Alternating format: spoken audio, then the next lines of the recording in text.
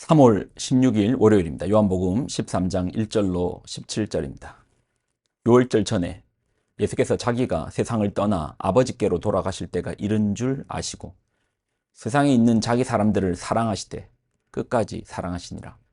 마귀가 벌써 시몬의 아들 가롯 유다의 마음에 예수를 팔려는 생각을 넣었더라. 저녁 먹는 중 예수는 아버지께서 모든 것을 자기 손에 맡기신 것과 또 자기가 하나님께로부터 오셨다가 하나님께로 돌아가실 것을 아시고 저녁 잡수시던 자리에서 일어나 겉옷을 벗고 수건을 가져다가 허리에 두르시고 이에 대야에 물을 떠서 제자들의 발을 씻으시고 그 두르신 수건으로 닦기를 시작하여 시몬 베드로에게 이르시되 베드로가 이르되 주여 주께서 내 발을 씻으시나이까. 예수께서 대답하여 이르시되 내가 하는 것을 내가 지금은 알지 못하나 이후에는 알리라. 베드로가 이르되 내 발을 절대 씻지 못하시리이다.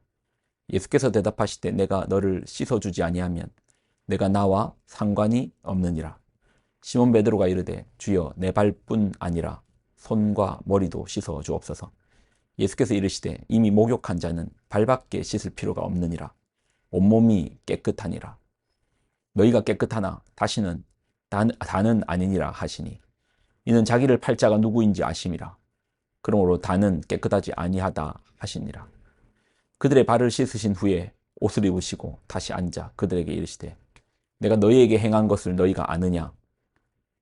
너희가 나를 선생이라 또는 주라 하니 너희 말이 옳도다. 내가 그러하다.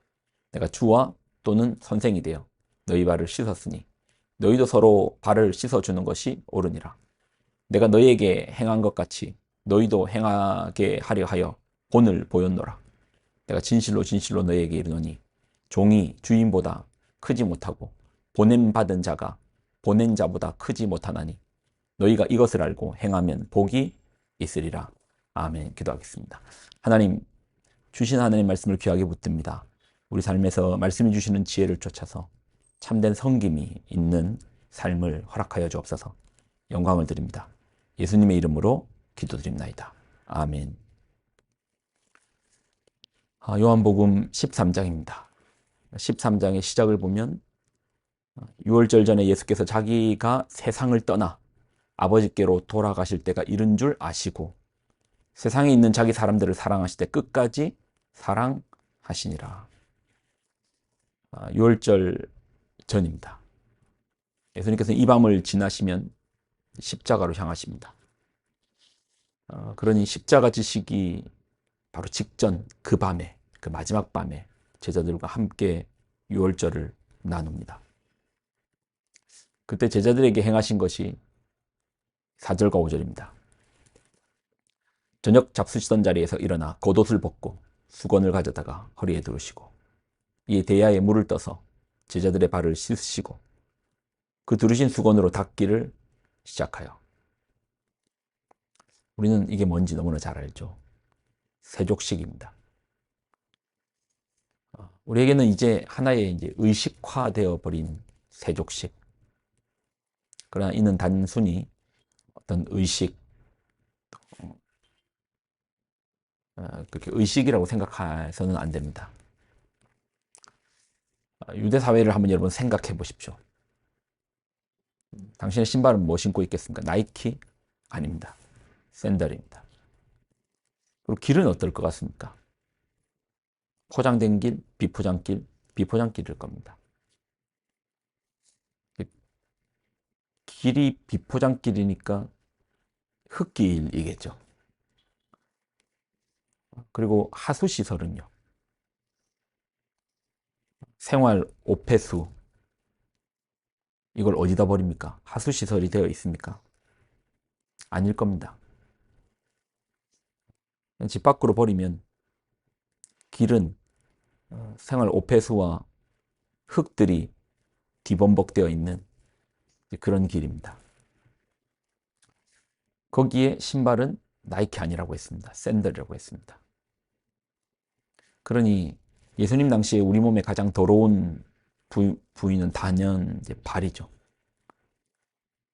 이 발을 씻는 것은 사실 종들에게도 꺼릴 정도의 행동입니다. 종들에게 뭐 종이니까 너 해라고 하기에도 꺼릴 정도로 아주 이제 종들에게 요구하기도 꺼릴 정도의 행동이 바로 발을 씻기는 겁니다. 누군가 손님이 오면 주인은 발 씻을 물을 준비해 주는 거지, 그리고 수건을 준비해 주는 거지, 발을 직접 닦아주지는 않습니다. 종들에게도 요구하기가 어렵다라니까요.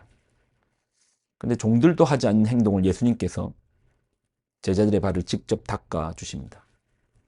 가장 높으신 분이 가장 더러운 것을 직접 닦아 주시는 거예요. 12절로 15절을 보면 그들의 발을 씻으신 후에 옷을 입으시고 다시 앉아 그들에게 이르시되 내가 너희에게 행한 것을 너희가 아느냐? 너희가 나를 선생이라 또는 주라 하니 너희 말이 옳도다. 내가 그러하다. 내가 주와 또는 선생이 되어 너희 발을 씻었으니 너희도 서로 발을 씻어주는 것이 옳으니라. 내가 너희에게 행한 것 같이 너희도 행하게 하려 하여 본을 보였노라. 이것이 이제 섬김의 자세입니다. 세상은 낮은 자가 높은 자를 섬기죠. 그렇게 강조받습니다. 아니라 하지만 세상의 질서가 그렇지 않습니까? 손님은 왕이죠. 호텔의 직원들이 그 손님을 섬기죠. 손님이 와서 호텔의 직원들을 섬기지 않습니다. 세상의 기준은 그렇다는 거예요. 그러나 우리가 믿는 신앙, 우리의 기독 공동체의 섬김은 다릅니다.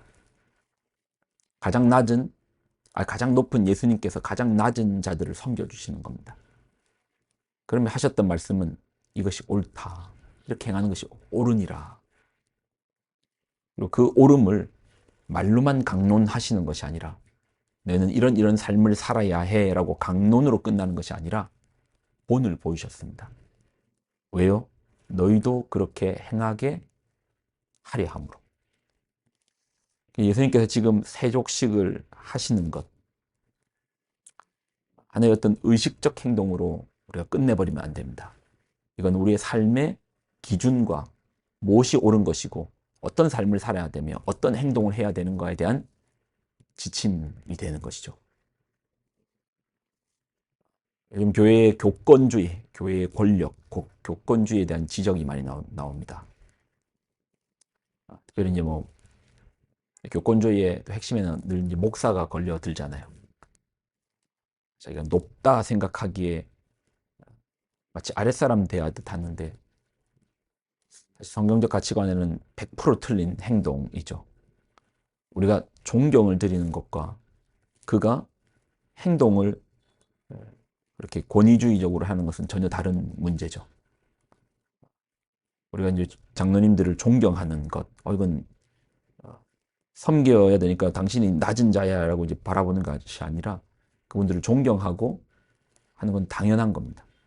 근데 또 그분들 역시 저를 포함해서 섬김의 자세, 교인들을 섬기는 자세, 말로만 섬김이 아니라 어떤 강론으로 섬기는 것이 아니라 예수님 것은 어떤 의식적인 행동이 아니라 정말 말 그대로 행동, 이것이 옳으니 이렇게 한번 살아봐, 이렇게 살아보렴, 이거 이제 보여주신 겁니다. 우리도 누군가를 세상을 바라볼 때 섬기며 삽시다.